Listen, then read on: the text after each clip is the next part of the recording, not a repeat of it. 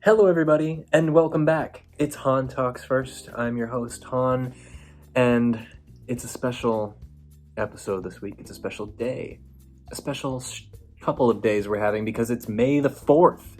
May the 4th be with you guys. It was a good Star Wars day this year. I mean, we had the Mandalorian documentary, which just started, the finale of Clone Wars. We got some special announcements from Lucasfilm, and I personally got myself an early Christmas gift, or not Christmas, birthday gift from none other than my beautiful girlfriend.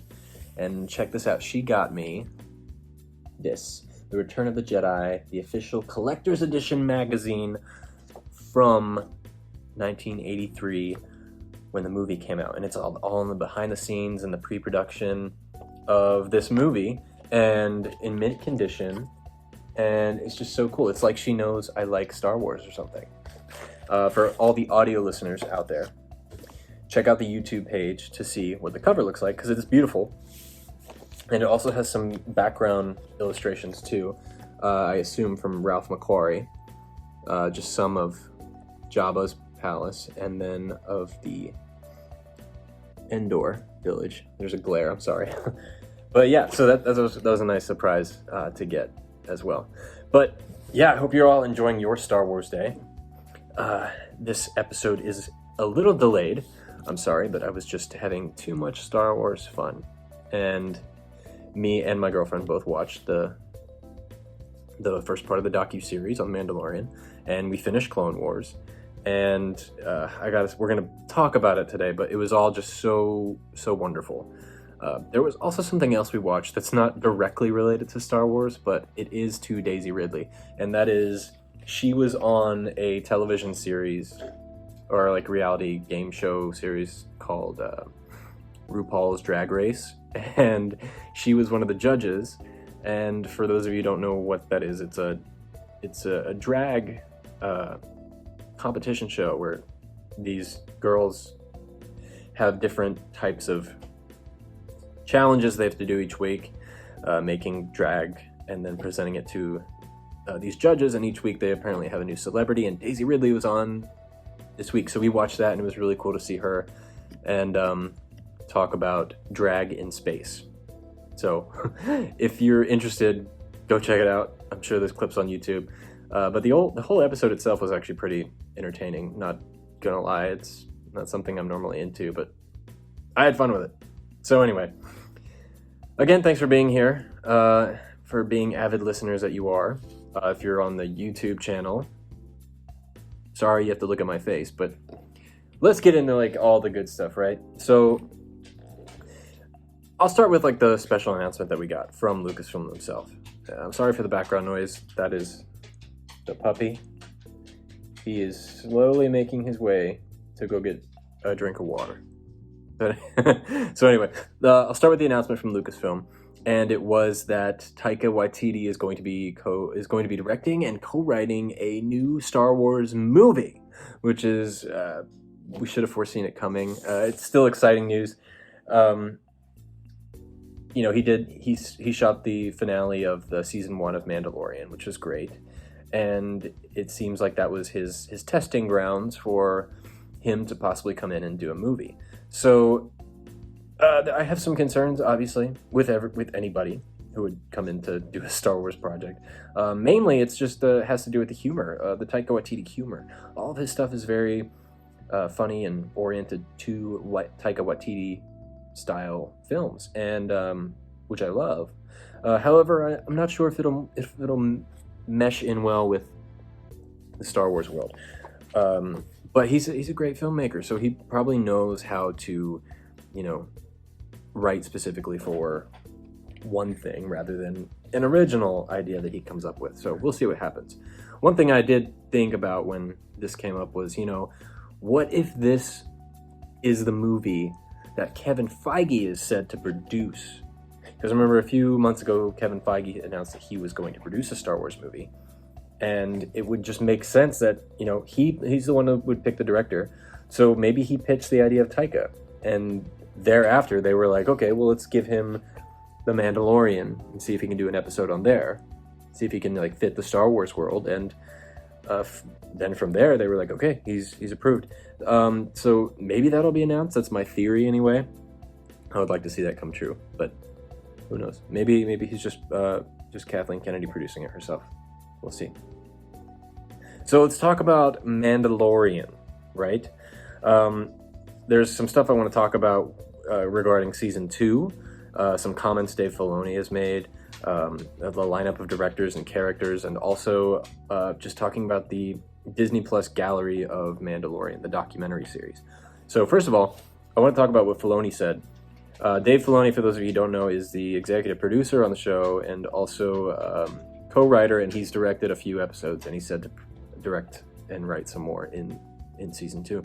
But one thing that he did mention in an interview, I think this was with Good Morning America, is he said, we will not get answers to the lingering questions about Mandalore, such as why the Empire targeted Mandalore, or what changed the tribalistic rules of the Mandalorian culture. What he said specifically is that I don't know that the job of this story is to bridge that. This story is about these characters and what they want. And with rumors of Ahsoka and Sabine and even Ezra joining the show, if anything, we will see what the Mandalorian people go through from Rebels to the Mandalorian TV show. So I thought this was really interesting because for me personally, one thing I was really interested in learning about is, when did the huge cultural shift happen for Mandalore? This whole idea of, you can't show your face, or that they're in separate factions now. Mandalore doesn't even sound like it's a planet anymore, a functioning planet. Nor is it a race of people, but it's now considered a way of life. And it's all just very, very not familiar to what most of us who have seen the Clone Wars or Rebels, are familiar with. It's very different. And I was kind of hoping that we would get those answers in this show, but Dave Filoni here is talking about how, we're probably not going to get those answers because that's not what this story is about. Which on one hand does make sense to me, but on the other hand, it's like, well, then why are you making a show called The Mandalorian, and not giving him a name like Din Djarin of Mandalore? I don't know. It's called The Mandalorian. You would think you would get more insight on what happened exactly, rather than them just dropping bits of history about what happened to their people. I don't know. I do think what's happening with them is very interesting. They live underground. They're obviously in hiding, and they don't show their face, and it's a way of life. I find it fascinating. I really would like to know what exactly happened to them, how they came to be in this position. So maybe we shouldn't get too excited about this happening in season 2, but maybe season 3. Anyway, now in this quote, he also did mention that Ahsoka rumor about Rosario Dawson being cast as Ahsoka. I'll talk about it in a second, but he went on, and his response to Ahsoka being in The Mandalorian was, it's just great that when you get, it's just great when it's a present that you're opening on the day you're supposed to get it. And I love that quote from him. And it really speaks a lot about how, it's great to get those surprises like Baby Yoda, for example. You didn't know it was coming, and if that was spoiled, it would have made a huge impact on the way people watch this show. Probably wouldn't have been as big of a response from people. And excuse me, water, my Star Wars mug. But yeah, so the fact that he's been asked multiple times about this Ahsoka thing, and he has always dodged the question. He's never said, "Oh yeah, she's going to be in it." One of the main thing he comes back to is he just keeps saying, it's great that this character has been so beloved that even the thought of people accepting or being allured to this idea of her being in a live action is what really brings him joy. And he always diverts the question, which I think speaks volumes to the fact that this could be a true rumor. Not to mention also that Rosario Dawson herself has basically said that, it's true, it's just not officially announced. So I don't know. We'll see. But the fact that he also brought up the rumor of Sabine and Ezra being in it, like, what? He didn't have to say that. Everyone's talking about Ahsoka right now. He's the one who said Sabine and Ezra, which that would blow my mind. I remember when The Force Awakens came out, and everyone was saying how that old man at the beginning of Force Awakens was supposed to be an older Ezra Bridger, which is not true, obviously, but I remember the hype afterwards, people talking about that and how cool that would have been. So I don't know. We'll see. I'm sure sooner or later the announcement of Rosario Dawson being in The Mandalorian will come to light. You know, the setback of the coronavirus and everything probably has pushed back so many announcements from Lucasfilm that they were planning on announcing at Star Wars Celebration this year, which is maybe why we haven't gotten a trailer yet either. This time last year, we did get a trailer for The Mandalorian, so I think there's one out there. It's just, you know, everything's been postponed a little bit, so we'll see what happens. Speaking of delays and all that kind of stuff, they did ask him about, you know, are there any setbacks on, this was on the Entertainment Tonight interview, which was great. You guys should go listen to. They asked him if there's any setbacks or delays to The Mandalorian Season 2 because of COVID-19 and the lockdown and how Lucasfilm employees, some of them have been furloughed. And his response was that, you know, they're still working on it and it hasn't really affected it. Him and Jon Favreau are working in post-production now and that they're working really hard on it. So I think Mandalorian will be on schedule and we should expect it in October. I think the problem now is everyone's doing it remotely rather than being together in a room. So it's probably just slowing the pace, but it will still be on time. I'm pretty positive on that. So what kind of directors are we going to see in Season 2? You know, Season 1, we had a great lineup of directors. I was especially happy that Dave Filoni himself was directing. But now it seems that we're getting a bunch of new great content. One that was just announced recently, two new ones actually, is Robert Rodriguez and Peyton Reed. This is amazing. So Robert Rodriguez, obviously, he did, I guess, more notably was Alita Battle Angel and Sin City in recent years, but he also did like Spy Kids and Machete and Once Upon a Time in Mexico and all this great stuff. Spy Kids 3D. He's a phenomenal director, and it's interesting that he's coming into the Lucasfilm world because he kind of got his big break from George Lucas himself. When he was developing Spy Kids, he wanted to make a digital movie that focused heavily on computer graphics, and it wasn't until after he spoke with George Lucas about how he was developing this technology that George Lucas actually gave him some of what they were creating to be able to make those movies. Spy Kids 1, 2, 3, Shark Boy, Lava Girl, that was all inspired by the technology that George Lucas helmed through Lucasfilm.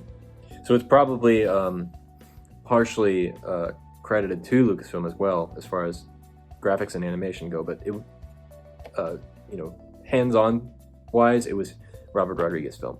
He did all of that himself in like his garage studio, and it's a pretty cool story. But Peyton Reed, he's the guy who did Ant-Man and Ant-Man and the Wasp.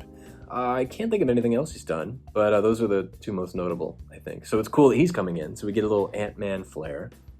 Peyton Reed was kind of non-Star Wars related, but he's interested in developing a Fantastic Four movie, so he's a good filmmaker, so I'm happy he's getting involved with this. But they were both recently confirmed for their involvement. Also returning is Rick Famuyiwa, which is great. He did that the Egg episode in Season 1, and he also did the one with the jail cell ship, which is what probably my favorite episode. It was really weird and different, and it was just like a side story, but and then that was the one that Dave Filoni was also featured in, so it was a really cool one. And obviously Dave Filoni will return. Carl Weathers, who played Griff Karga, is actually going to direct an episode of Season 2, which is really cool. And the last one that we know about is Jon Favreau. He's finally getting behind the director's chair and going to direct an episode, so I can see that either being the pilot or the finale. And the fact that he's coming in shows that maybe there's something really important in season 2 that he wants to be a part of, since it's his series. And we know we're going to dive into like Yoda's species and everything like that. So maybe it's the introduction of that. I don't know, but it's really exciting. And I don't need to tell you what Jon Favreau's done, because he's done everything, right? He's done Marvel, Star Wars, Swingers, The Chef Show. Anyway, so that's directors. Characters, what kind of characters can we expect? Well, a returning cast from everybody except Quill and IG-88 or IG-11. Which one is it? IG-11, right? I don't remember. What kind of Star Wars fan am I? But yeah, there are also convincing theories out there that Boba Fett's daughter might appear in season 2. Weird, right? I've heard Boba Fett, but what I've noticed recently, people talking about, is Boba Fett's daughter. And it's very specific. That's why I thought it was worth mentioning, because it's not just Boba Fett, but it's Boba Fett's daughter, which opens up tons new stories as to like when did Boba Fett get busy? Probably around the same time Palpatine did, right? Because it's unknown story. Maybe they're both the father. And then their daughter was Rey. We're cracking all the mysteries here. But perhaps even more exciting news is that there will be an appearance from a younger Luke Skywalker. The rumors indicate that a young Luke might appear in Obi-Wan Kenobi Series 2 that are set before the original trilogy. So it seems possible that an actor in their 20s or 30s might be able to play Luke in The Mandalorian. We'll see. And also, Jamie Lee Curtis was announced as being in season 2. That is not confirmed nor denied, but I think it's very, very cool. If she's not in season 2, she'll be in season 3. But I can see her playing like an Imperial officer or something like that, because she's got like such this demeanor of an Imperial officer, you know, like from the original trilogy days. So that'd be really cool to see. I want to talk about the documentary, the Disney Plus Gallery of The Mandalorian, which is the first part of 8, and the first one was on the directors, which was really nice to see. It was heavily highlighted on Dave Filoni, which is great. But I kind of wish we got to know more about the other directors. One thing I was kind of bugged about was that they really didn't talk about, you know, how they all got the jobs, what made them qualify for such a position. All that Jon Favreau really said was that, you know, you all like Star Wars. That was a prerequisite, and you all like Star Wars, so that's why we're all here. But it was nice to hear a little bit about their process.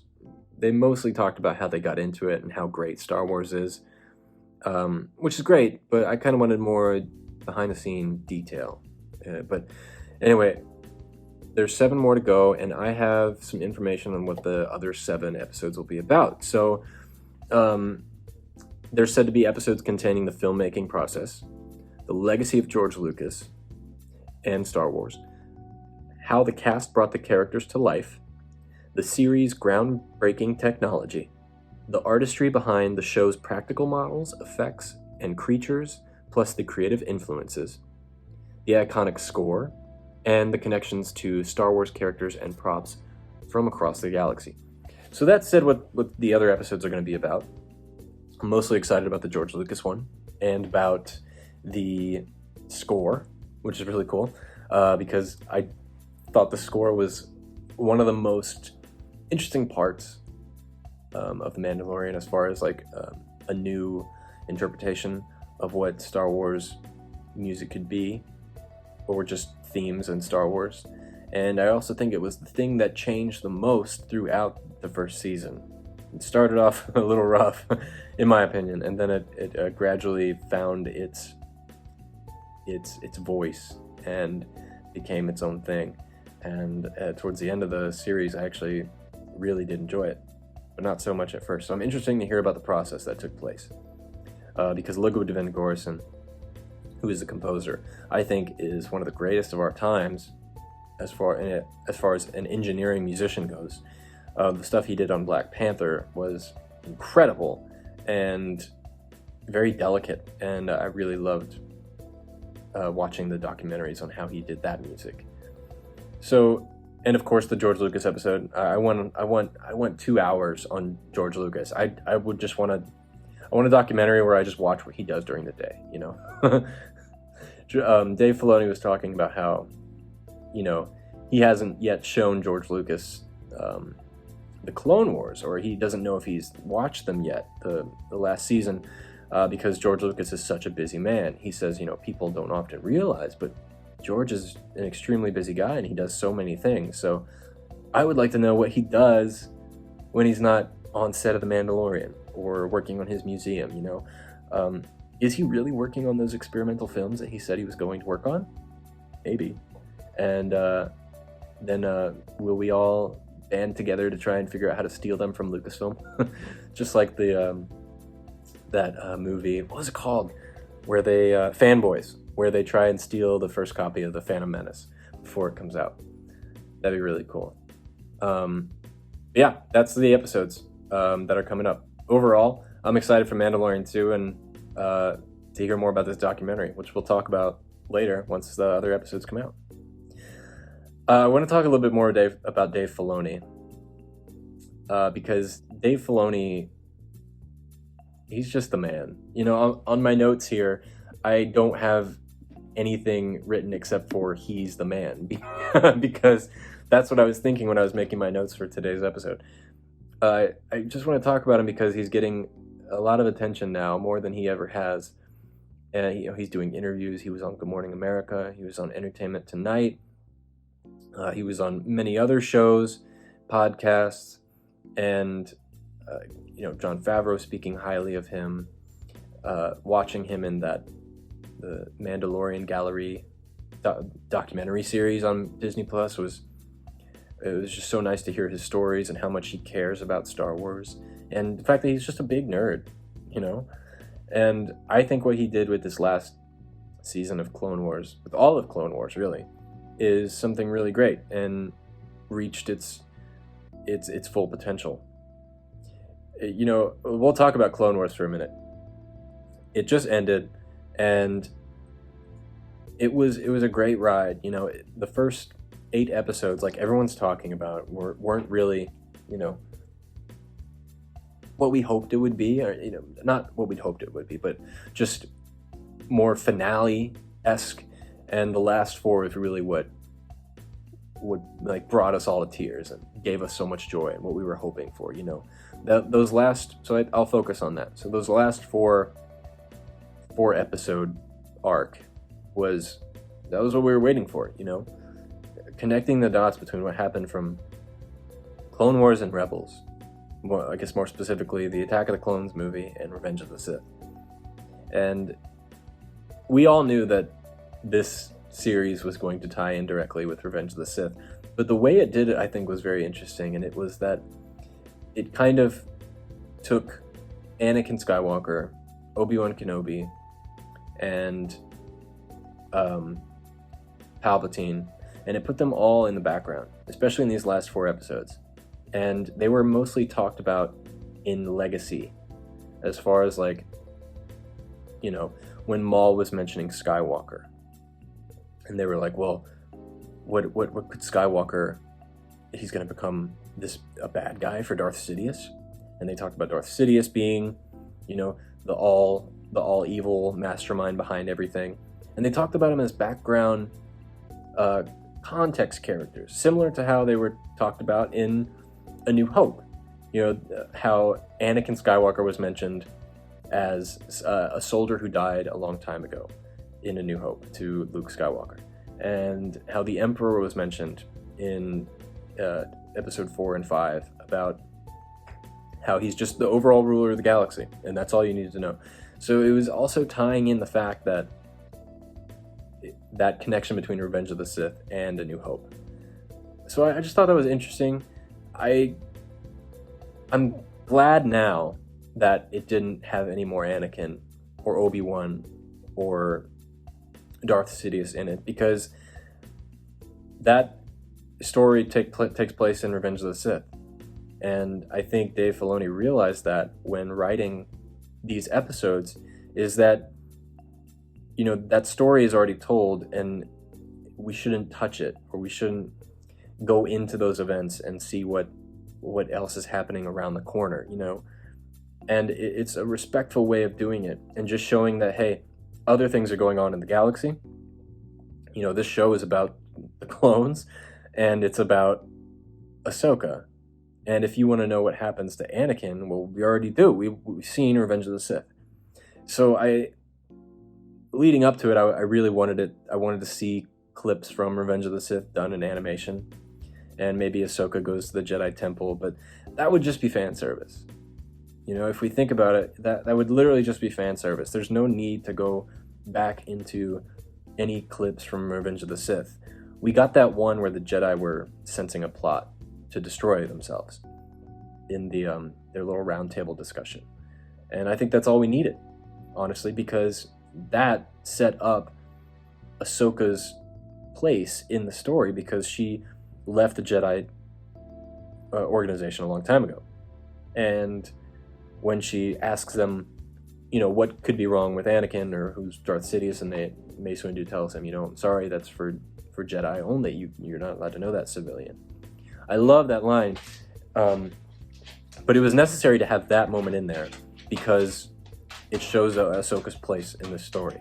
So you can go into these 4 episodes without having much context of what's happened in the overall show and be safe concluding the season and knowing each character's place. I am a little disappointed in the ending as far as where Ahsoka goes from here, because there's still a huge gap of time between the end of Clone Wars to when she shows up in Rebels, and figuring out what she's done in that period of time. But my main concern was that I really wanted to know how she got the white lightsabers, and I understand that it's not a story for this time because it does not make any damn sense, but I really wish there was a hint or something. Maybe she touched the crystal and made it a new color herself. I don't know. But she dropped the lightsabers, or at least one of them. Did you notice that? She only showed one lightsaber dropping in the sand, and then Vader only finds one lightsaber at the end. So the whole Vader ending was really great. I love that it was all silent, and that last scene was really cool to see as a Rebels fan, and seeing all of Rebels, because it showed like a transition, not just in story, but also like as far as like time lapse, but also there was an animation style change in that last scene from everything that's come before, because it was transitioning into the style of animation that Rebels was done in, specifically in obviously the Stormtroopers and in Darth Vader, obviously. And just the look and feel of it. It was showing you, hey, the world's changed. This desert planet they crashed on is now snow.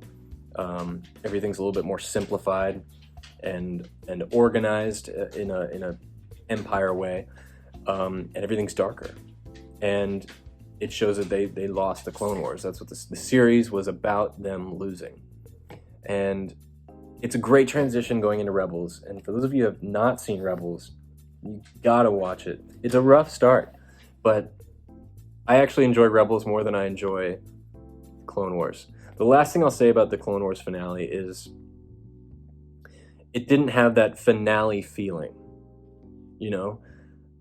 If we're talking about how I think it should have ended, I think of season 4 of Rebels, honestly. Without any spoilers, the ending of Rebels had so much closure for each character, and it had this very big, epic feel. And I understand that, it's almost like they were setting up Rebels. So Rebels is a continuation of Clone Wars. It's Clone Wars seasons 8, 9, 10, and 11. So I get it. But Rebels really made me feel, and it really made me realize that it's over. We're not going to get another Rebels season 5 or something. This one, it was almost like, okay, well, when's the next episode come out? the whole episode itself felt really quick, but the animation in this one was amazing. One thing that Dave Filoni said in his most recent interview about the last season of Clone Wars is that the main goal was just finding out what Clone Wars could be and what it was supposed to be and what the vision was by George Lucas. He was talking about how George Lucas back in 2004 had set out to create a show in CG animation which was newly developed, and they were creating new technology and a new style of animation, and that the goal was to always find out how good it could be and what the potential could become and just keep making it great. And you can see it throughout the show up until the last episode that has some of the most beautiful animation in the entire show, specifically in that last sequence when they're falling down to the planet after the ship has exploded. And that was a really cool scene, and to that I think it was a great ending. The last thing I want to talk about with you guys is some quotes that were recently hit the news and the YouTubes and word of mouth. And it's some quotes that Sam Witwer and Josh Trank have stated about the Star Wars world. So I'll start with Sam Witwer, and he was on a Twitch stream, and I didn't watch it. I have the quote verbatim here, but I didn't watch it, so I don't know the context. But I think somebody asked him a question about The Last Jedi, or he was just talking and it came out of him, I don't know. But he had some thoughts on The Last Jedi, which I want to read to you guys because I find it interesting. So he says, "The Last Jedi, to me, felt like a movie made by a guy who hadn't quite done his homework. I think Rian Johnson's a talented guy, but Bruce Lee didn't develop Jeet Kune Do without learning Kung Fu first. You can't reinvent Star Wars without knowing Star Wars first, and he didn't. For me, make a compelling argument for why Luke didn't go help his sister." He continues and says, "There were a lot of things in The Last Jedi I found compelling in a Rian Johnson filmmaker point of view. They just didn't fit into Star Wars. I don't think he did the Star Wars homework. The themes, what it's about, what the characters are about. But as a standalone film, if I didn't know what Jedi are, or who Luke is, or what he represents, I think there's just some compelling things in there. If that's not meaningful to you, that's awesome. No, sorry. If that is meaningful to you, that's awesome." So basically what he's saying here is he thinks Rian Johnson's a good filmmaker. He thinks that The Last Jedi was a good movie, a good Rian Johnson movie, but not a good Star Wars movie.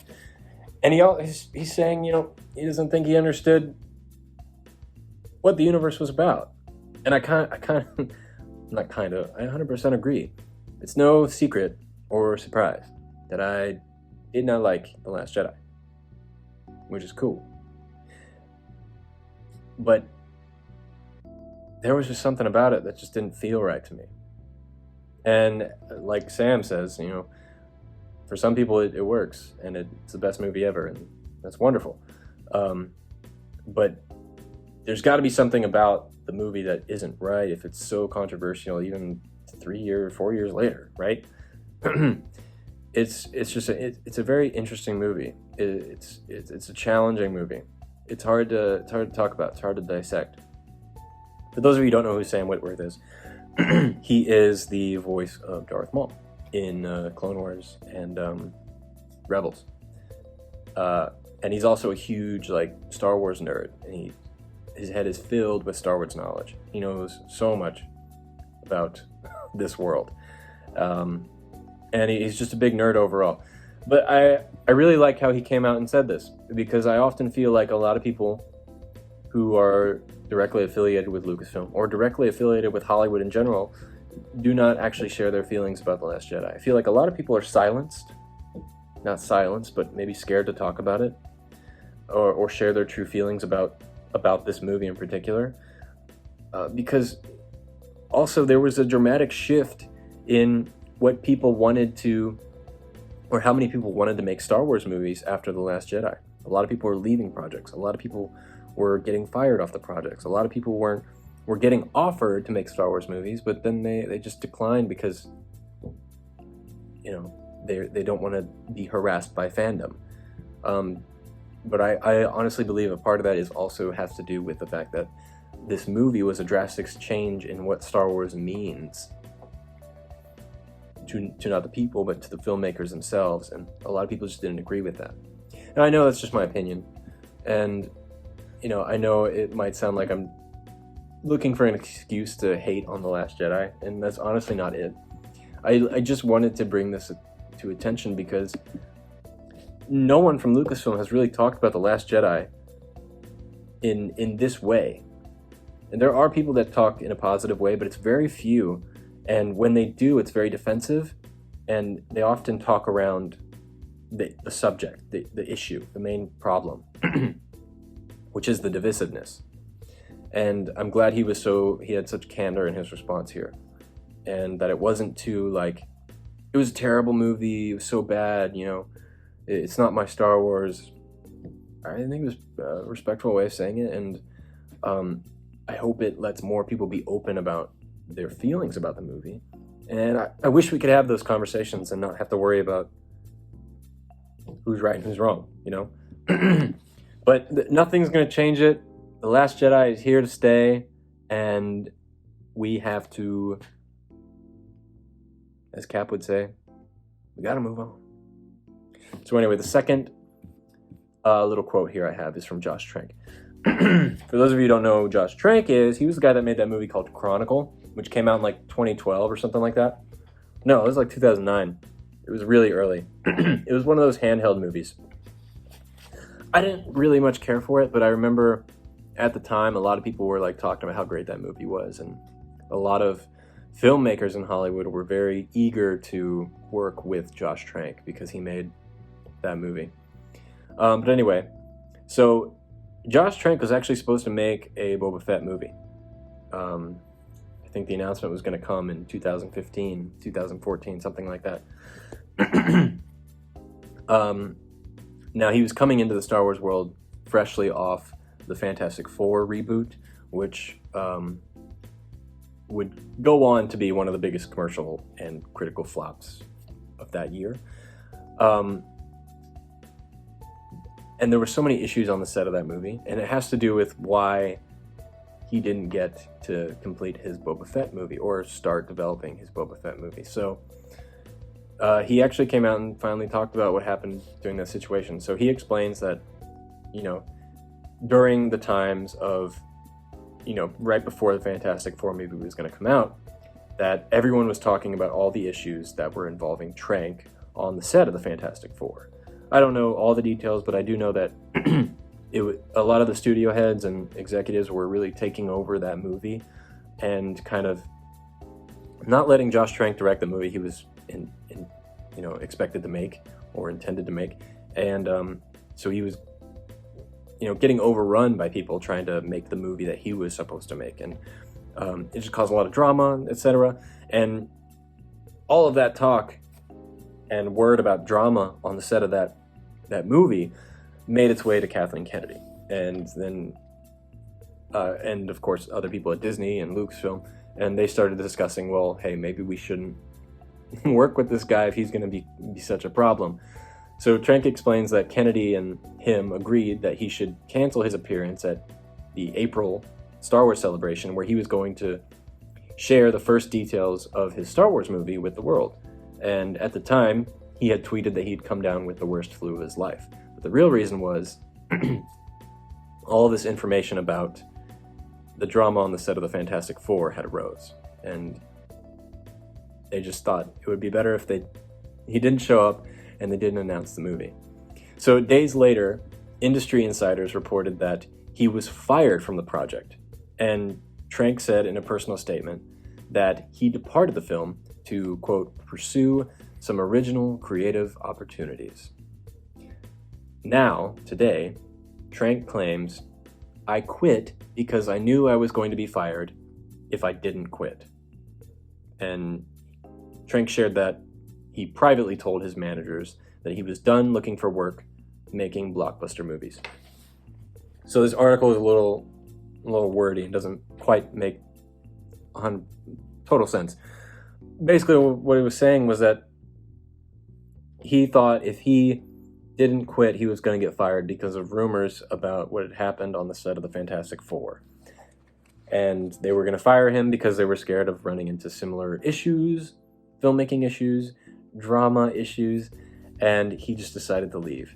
And that movie, Fantastic Four, I haven't seen the reboot, but everyone talks about how bad it is, and it clearly affected him so much because he dropped out of making all blockbuster movies, which is crazy. But I thought this was interesting. I wanted to share it too because, you know, we constantly hear about filmmakers coming into Star Wars and then they're fired or they left. Creative differences, you know, what have you. And I bring this up because what we talked about at the top of the show is that Taika Waititi was announced to direct and co-write a new Star Wars movie. And now we're just waiting for the day to find out that he has left due to creative differences. How sad is that? That as soon as we hear a new announcement of a Star Wars movie or TV show or whatever, that soon thereafter we'll probably find out that they've left the project. I hope that's not the case. I don't think it will be, considering he's already done a Star Wars TV show episode, and now he's going to move on to a movie. So I think it's going to come around. But anyway, that's the show for today, guys. Thank you so much for listening. If you have time, please go leave a comment on Apple Podcasts. That helps out so much. If you're watching on YouTube, leave a comment here. Let me know what you think. And let me know if you have any topics you want us to talk about on next week's episode. Tune in next week. We have a brand new episode talking about a bunch of new stuff.